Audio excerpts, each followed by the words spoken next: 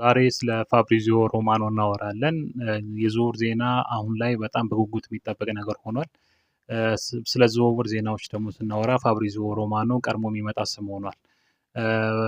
ፎርብስም በ2022 ላይ ከ30 ዓመት በታች ሆኖ በዓለም ላይ ተጽዕኖ ፈጣሪዎች መካከል አንዱ ነው ብሎ ዝርዝር ውስጥ አካቶታል። ፋብሪዚዮ ሮማኖ እንዴት እንደጀመረ እንጀምር። እንዴት አደገ የሚለውን ነገር የጀመረው በገና በ18 ዓመቱ ነው። 18 ዓመቱ እያለ በጣሊያን ባንድ ትንሽ ድረገጽ ላይ ስለ እግር ኳስ ይጽፍ ነበር።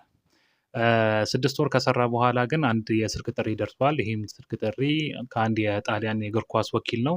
ወኪሉ በወቅቱ ከባርሴሎና አካዳሚ ማውሮ ኢካርዲ እና ሌላ አንድ ተጫዋችን ወደ ጣሊያን መውሰድ ይፈልጋል እና ነገሮቹ ቶሎ እንዲሄዱለትና እንዲቀጣጠል ስለፈለገ ፋብሪዚዮ ሮማኖን ድረገጹ ላይ ስለ እነዚህ ተጫዋቾች ዝውውር እንዲጽፍ ይጠይቀዋል። ፋብሪዚዮ ሮማኖም ይሄን ተቀብሎ ጻፈ። ዝውውሩም ተሳካ። ግን ይሄ ነገር ለፋብሪዚዮ ሮማኖ ጥሩ የስም ግንባታ ሆኖለታል። ከዛም ነው ወደ ዘጋርዲያን፣ ስካይ እና ሌሎች ጋር መስራት የጀመረው። ነገር ግን ከነሱ ጋር እየሰራ ነው። ልክ በጣም እንደ ሙያ አባቱ የሚቆጥረው ዲማርዚዮን የተዋወቀው። ዲማርዚዮ ደግሞ ሌላ ጣሊያናዊ ጋዜጠኛ ነው። ግን ይሄኛውን ሰውዬ ካገኘ በኋላ እንዴት ስለ ዝውውር ዜናዎች መስራት እንዳለበት፣ እንዴት ከኤጀንቶች ጋር ኮሚኒኬሽን መፍጠር እንዳለበት እና እንዴት ማድረግ እንዳለበት ከሱ ይማራል። ከዛ ከተጀመረ በኋላ ከክለቦች ጋር እና ከወኪሎች ጋር ያለውን ኮኔክሽን ቀስ በቀስ እያሳደገ መጣ።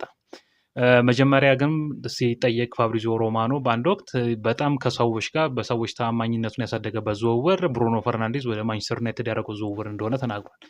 በወቅቱ ሌሎች ጋዜጠኞች ሳይገልጹት ከሳምንት በፊት ስለዚህ ዝውውር መግለጽ መቻሉ በሰዎች ዘንድ ያለውን ታማኝነት እንዳሳደገ ይናገራል። ስለ ሂርዊጎ የምትለው ነገር አሁን በጣም ትሬንድ ሆናለች። ስለ እሱ ነገር ሲጠየቅ እሱ የጀመረው መቼ እንደሆነና እንዴት እንደሆነ መናገር ባይችልም ግን ለመጀመሪያ ጊዜ የተጠቀመው ፖል ፖግባ ወደ ማንቸስተር ዩናይትድ የተመለሰበት ጊዜ እንደሆነ ይናገራል። አሁን ጋዜጠኛ ብቻ አይደለም፣ ፋብሪዚዮ ሚሊዮነር ነው። በጣም ብዙ ተከታዮች አሉ፣ ሚሊዮኖች። እሱን በየደቂቃውና በየሰከንዱ ፖስት የሚያደርገውን ነገር በጉጉት ይጠብቃል። ነገር ግን አንድ ነገር ሲሰራ ሁል ጊዜ ሌላ ሳይድ አለው። ብዙ ሰዎች ደግሞ ቅሬታ ያነሱበታል።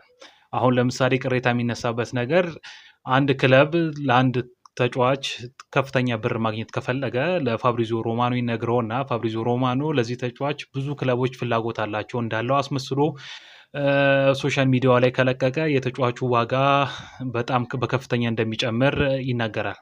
ብዙም ሌሎችም ነገሮች ይነገራል። ነገር ግን በቀን 5 ሰዓት ብቻ እየተኛ ለሰዎቹ የዝውውር ዜናዎችን የሚነግረው ፋብሪዚዮ ሮማኖ